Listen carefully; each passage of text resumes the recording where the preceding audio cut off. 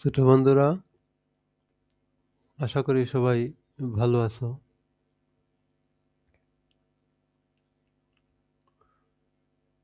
তৃতীয় শ্রেণীর আমার বাংলা বইয়ের 13 নম্বর পাঠ কবিতাটি আমরা আবৃত্তি করব এবং কবিতার শব্দার্থ, প্রশ্ন সবগুলো কোয়েশ্চন নিয়ে আলোচনা করব।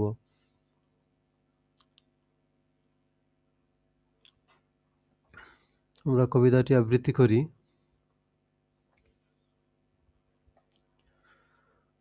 আমাদের গ্রাম বন্দে আলী মিয়া, আমাদের ছোট গায়ে ছোট ছোট ঘর, থাকি সেথা সবে মিলে নাহি কেহ পর, পাড়ার সকল ছেলে মুরা ভাই ভাই, একসাথে খেলি আর পাঠশালে যাই। হিংসা ও মারামারি কবু নাহি করি, পিতামাতা গুরুজনে সদা মুরা ডরি।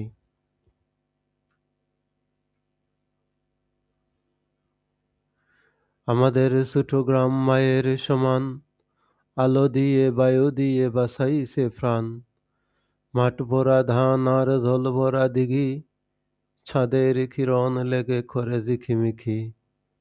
আম গাছ জাম গাছ বাঁশঝাড় যেন, মিলেমিশে আছে ওরা আত্মীয় হেন। সকালে সোনার রবি পূব দিকে ওঠে, পাখি ডাকে বায়ু বয় নানা ফুল ফুটে। বন্ধুরা, আমরা কবিতাটি আবৃত্তি করলাম। এবার আমরা নিচের দিকে যাই, দেখি নিচে কি আছে। শব্দ লিখি, শব্দ শিখি। এখানে কয়েকটি শব্দ দেওয়া আছে, আমরা শব্দগুলো দেখে নেই। শেথা শব্দের অর্থ সেখানে, খবু শব্দের অর্থ কখনো, ডরি শব্দের অর্থ ভয় পাই, কিরণ শব্দের অর্থ আলো, আত্মীয় শব্দের অর্থ আপনজন, রবি শব্দের অর্থ সূর্য, বায়ু শব্দের অর্থ বাতাস। এবার আমরা অনুশীলনী দেখি। 1 নম্বর বাক্য লিখি। এখানে 5টি শব্দ দেওয়া আছে, এই শব্দগুলো দিয়ে আমরা বাক্য লিখব। পাঠশালা দিয়ে আমরা একটি বাক্য লিখি।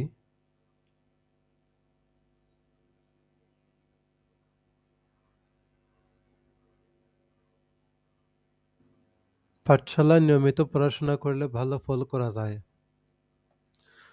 গুরুজন দিয়ে আমরা একটি বাক্য লিখি। সমাজে গুরুজনদের সম্মান করলে মানুষ আপনাকে শ্রদ্ধা করবে।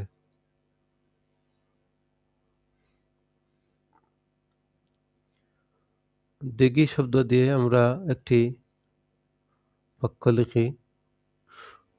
দিঘির পানিতে নীল আকাশের ছবি দেখা যায়।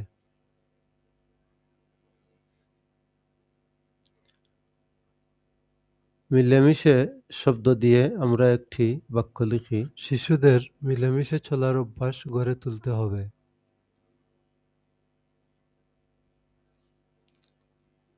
বাঁশঝাড় শব্দ দিয়ে আমরা একটি বাক্য লিখি। সকালে বাঁশঝাড়ের পাশ দিয়ে হাঁটতে ভালো লাগে। আমরা 2 নম্বর প্রশ্ন দেখি। 2 নম্বর প্রশ্ন হচ্ছে, কবিতাটি সুন্দর করে বলি ও দেখে দেখে লিখি। হ্যাঁ ছোট বন্ধুরা, আমরা কবিতাটি বারবার বলি এবং দেখে দেখে লেখার চেষ্টা করব। দেখে দেখে লিখতে লিখতে এক সময় আমাদের না দেখে লিখতে পারবো, যা আমরা পরীক্ষাতে আসলেও দিতে পারি। 3 নম্বর প্রশ্ন হচ্ছে, একই অর্থের শব্দ শিখি। এখানে যে শব্দটি আছে রবি, রবির আরো কয়েকটি নাম আছে, এটাকেই একই অর্থ বলে। একই অর্থের শব্দ শিখি। রবির আরো 2টি নাম এখানে দেওয়া আছে, সূর্য এবং অরুণ। বায়ু শব্দের আর কি নাম আছে, কি অর্থ আছে, এগুলো আমরা দেখি। বাতাস এবং হাওয়া আছে। কিরণ শব্দের আর কি অর্থ আছে কিংবা আর কি প্রতিশব্দ আছে, আলো এবং প্রভা। ঘর শব্দের আর কি অর্থ কিংবা নাম আছে আমরা জেনে নেই। বাড়ি এবং গৃহ আমরা বলতে পারি। পাঠশালা শব্দের আর কি অর্থ আছে, বিদ্যালয় এবং স্কুল। আমরা নিচের দিকে যাই, দেখি আমরা কি আছে এখানে। 4 নম্বর প্রশ্ন, বলি ও লিখি। গায়ের ঘরগুলো কেমন? এখানে 4টি প্রশ্ন দেওয়া আছে। এই উত্তরগুলো এই জায়গায়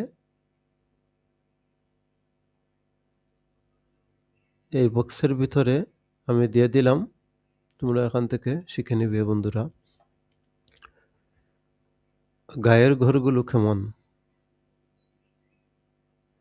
উত্তরটি বক্সে দিয়ে দিলাম, শিখে নিবেন। খ নং প্রশ্ন, পাড়ার সব ছেলে একসাথে কি করে? উত্তরটি বক্সের ভিতর দিয়ে দিলাম, তোমরা শিখে নিবে। গ নং প্রশ্ন, জলভরা দিঘি ঝিকিমিকি করে কেন? জলভরা দিঘি ঝিকিমিকি করে কেন? প্রশ্নের উত্তরটি বক্সের মধ্যে দিয়ে দিলাম, তোমরা শিখে নিবে। ঘ নং প্রশ্ন, আত্মীয়র মতো মিলেমিশে কারা আছে? এই প্রশ্নের উত্তরটিও আমি বক্সের ভিতর দিয়ে দিলাম, শিখে নিবে বন্ধুরা।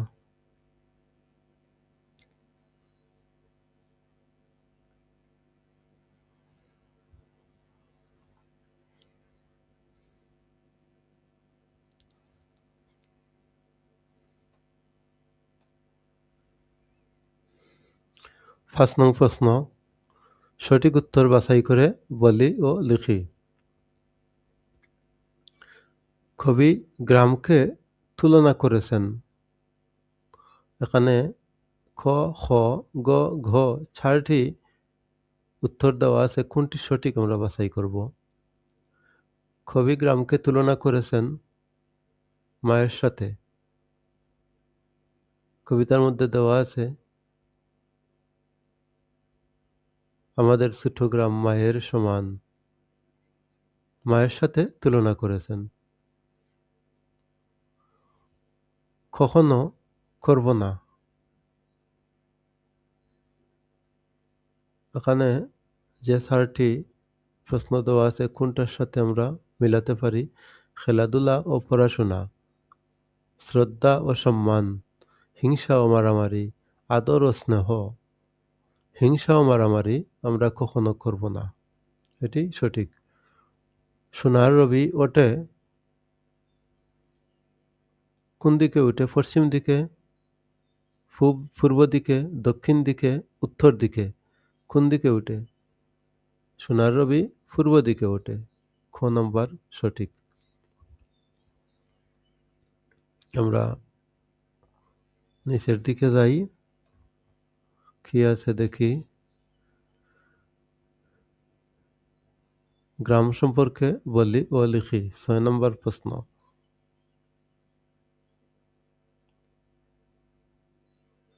ছোট বন্ধুরা, আমি এখানে গ্রাম সম্পর্কে কয়েকটি বাক্য দিয়ে দিলাম, তোমরা এখান থেকে শিখে নিবে।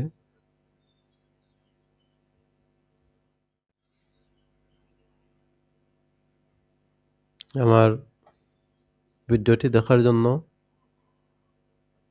সবাইকে ধন্যবাদ। যারা আমার চ্যানেলে নতুন, আমার চ্যানেলটি সাবস্ক্রাইব করার অনুরোধ রইল। সাবস্ক্রাইব করবেন আমার চ্যানেলটি এবং বেল বাটনে ক্লিক করে রাখবেন, তখন অন্য যে কোনো ভিডিও, এই শিক্ষামূলক ভিডিও আপলোড করার সাথে সাথেই তোমরা নোটিফিকেশন পেয়ে যাবে এবং দেখতে পারবে। ধন্যবাদ সবাইকে।